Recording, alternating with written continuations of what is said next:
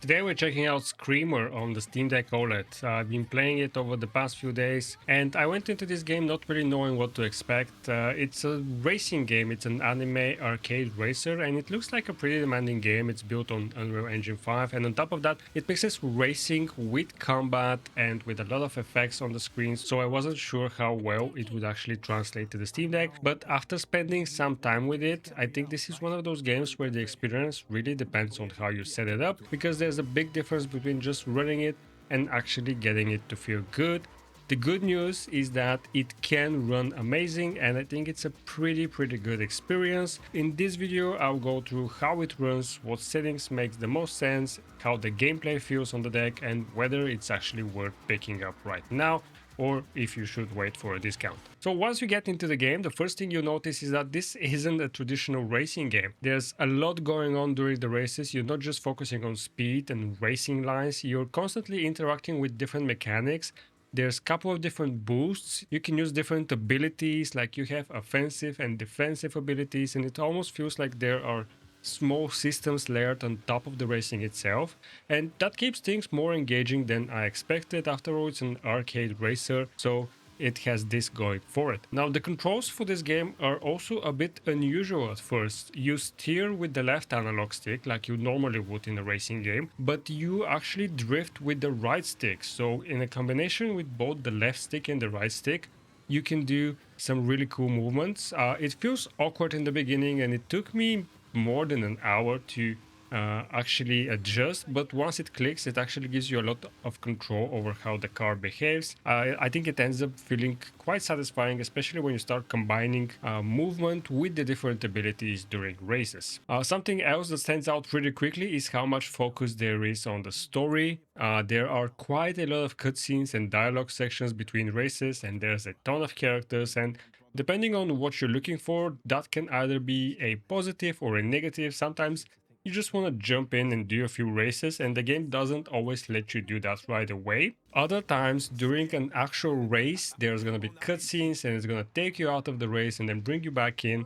So that can be a bit jarring.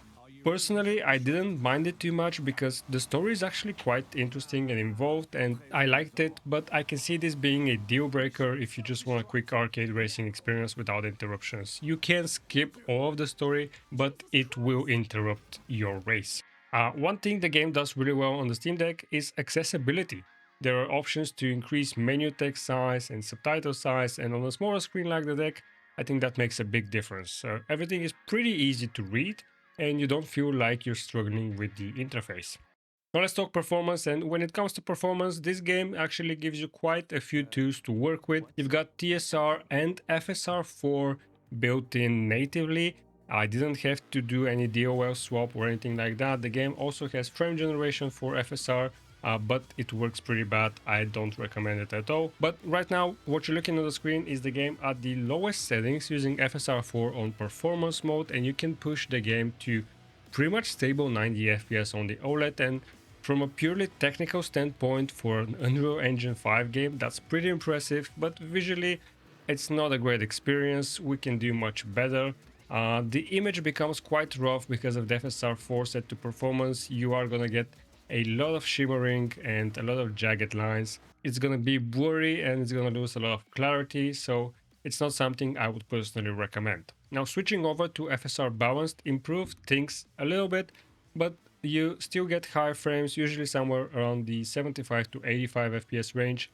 It does become noticeably better and more stable, but you can still see the FSR. So I actually recommend setting FSR to quality for this game. This is one of the few examples of modern games where you can set FSR to quality, or you can even set FSR to native AA, and you can still get a very playable experience. Now I also tried TSR, and I think overall it performs very similarly, but to my eyes, FSR in this game just looks slightly cleaner in most situations. Now, as soon as you start increasing the settings, going from low to medium preset, the performance starts to shift quite a bit. We actually dropped from 90 FPS closer to 45 FPS during actual gameplay.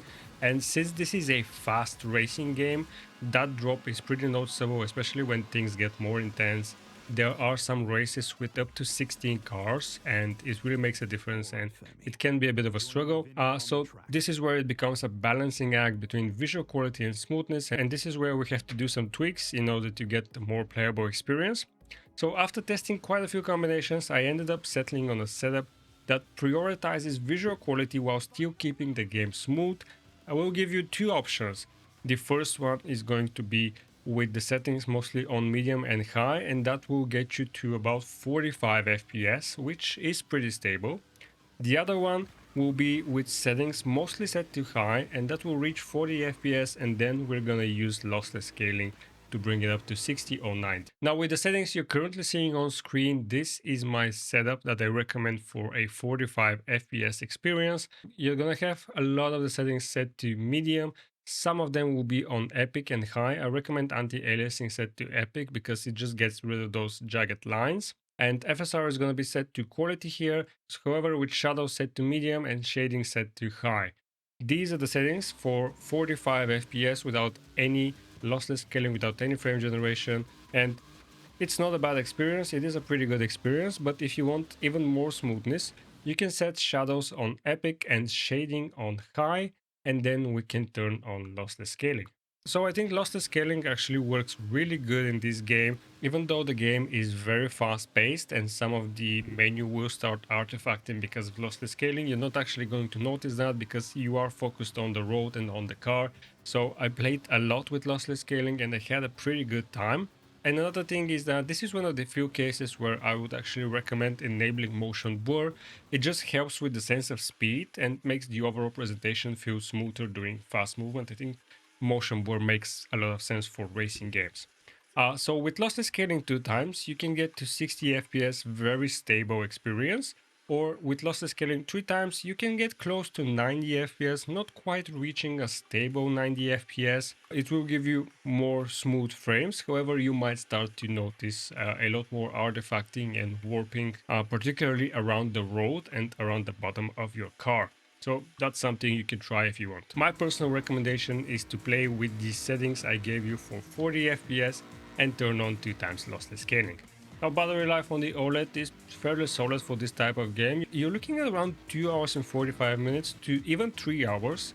And part of that comes from the structure of the game itself, because there's a lot of cutscenes and the cutscenes give the system a bit of a break, so you're not constantly pushing the hardware during gameplay, and that's where you get a little bit of battery life back. Now this game also has multiplayer, and it even has up to 4-player split screen, which is pretty rare these days. They don't make split screen games anymore. Now I tested split screen with 2 players and performance does take a noticeable hit. Even with lossless scaling 2 times, it struggles to maintain 60 FPS consistently, so either move to 3 times lossless scaling or bump the settings down to medium and you'll be able to play locally if you want. Online multiplayer is a bit more uncertain. I wasn't able to get it working during my testing and I kept running into this error. Now the game uses easy anti-cheat, which is generally compatible with the Steam Deck, but there may still be issues affecting online play. It's not clear yet whether that's temporary or something that needs further updates. I will give it some more testing, and if I do find something, I'll update the description of the video so you guys can know if it works or not. Overall, I think Screamer is a really solid arcade racer. The driving feels good once you get used to it, the additional mechanics make races more engaging, and the combination of combat and abilities and boosts, it adds something different compared to more traditional racing games. I think the story is also more involved than expected, which can be a positive or negative, as I said, depending on what you're looking for. From a performance perspective, it runs well on the Steam Deck as long as you spend a bit of time adjusting the settings and using tools like lossless scaling.